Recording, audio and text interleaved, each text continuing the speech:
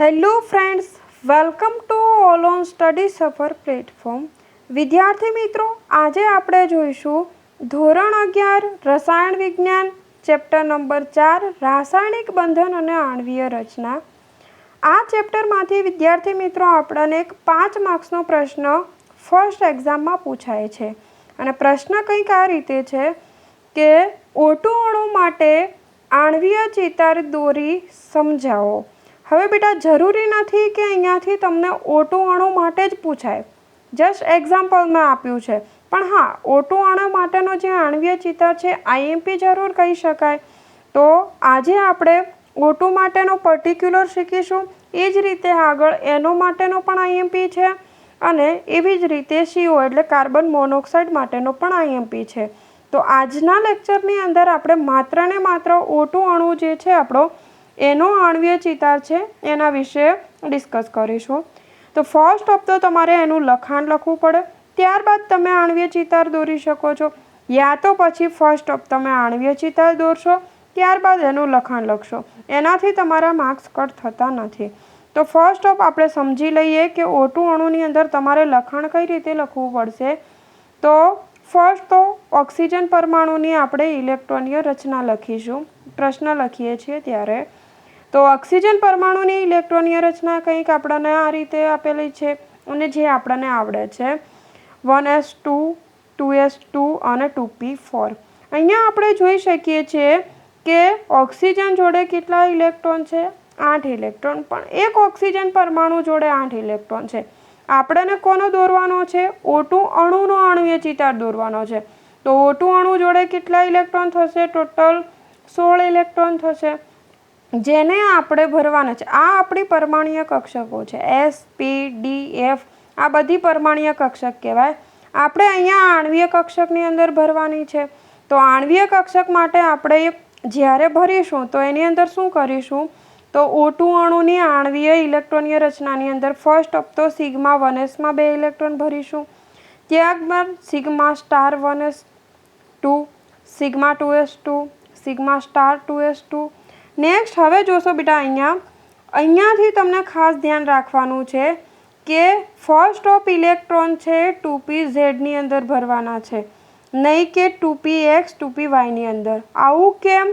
તો એના માટે આપણને ખ્યાલ જ છે કે જ્યારે પણ આપણે 14 સુધી ઇલેક્ટ્રોન ભરીએ છીએ તો પહેલાં આપણે ભરીએ છીએ 2pxની અંદર અને 2pyની અંદર.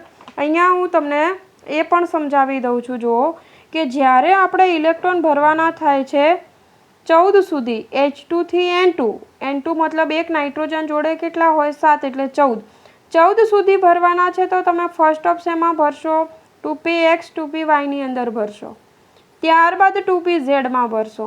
પણ જો ઇલેક્ટ્રોન 15મો ઇલેક્ટ્રોન એન્ટર થાય, યાની કે 15થી ઇલેક્ટ્રોન હજી પણ વધારે ભરવાના છે, તો શું કરીશું આપણે? એની અંદર 2px 2pyમાં ઇલેક્ટ્રોન પહેલાં નહીં ભરતા, ફર્સ્ટ ઇલેક્ટ્રોન 2pzમાં ભરીશું. તો અહીંયા આપણે સમજી રહ્યા છીએ ઓક્સિજન માટેનો આણ્વીય ચિતાર.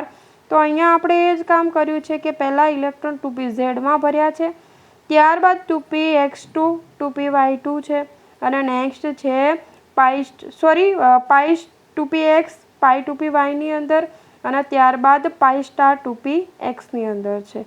હવે અહીંયાથી બંધ ક્રમાંક આપણે આણ્વીય ઇલેક્ટ્રોનીય રચના લખી, ત્યારબાદ બંધ ક્રમાંક લખીશું. તો એની અંદર એનું સૂત્ર આપણને આવડે જ છે 1/2 bonding orbital minus anti bonding ઓર્બિટલમાં રહેલા ઇલેક્ટ્રોન, યાની કે B મતલબ બોન્ડિંગ છે. તો બંધકારક કેટલા છે? 2, 4 સ્ટાર સિવાયના જે છે 6, 8, 10. તો અહીંયા મેં લખ્યા 10. પ્રતિબંધકારક એટલે એન્ટી બોન્ડિંગ કેટલા છે? જે સ્ટારવાળા છે 2, 4 ને 1 5, 2, 4, 5 અને 6 થશે ટોટલ 16ની અંદરથી. તો 6. તો અહીંયાથી આપણે કેલ્ક્યુલેશન કરીશું એટલે આપણને 2 મળશે. એનો મતલબ શું થયો કે એક ઓક્સિજન પરમાણુ અન્ય ઓક્સિજન પરમાણુ સાથે ડબલ બંધથી જોડાયેલો હશે. બંધ ક્રમમાં મતલબ એમની વચ્ચે કેટલા બંધ બનેલા છે. હવે આ સ્પષ્ટતા પણ કરીશું કે O2 અણુની અંદર 2 અયુગ્મિત ઇલેક્ટ્રોન હોવાથી એ કયો થશે? એનો ચુંબકીય ગુણધર્મ અનુચુંબકીય થશે. આ રીતે આપણે આણ્વીય કક્ષક પ્રમાણે જોવા જઈએ તો એ શું છે? અનુચુંબકીય છે.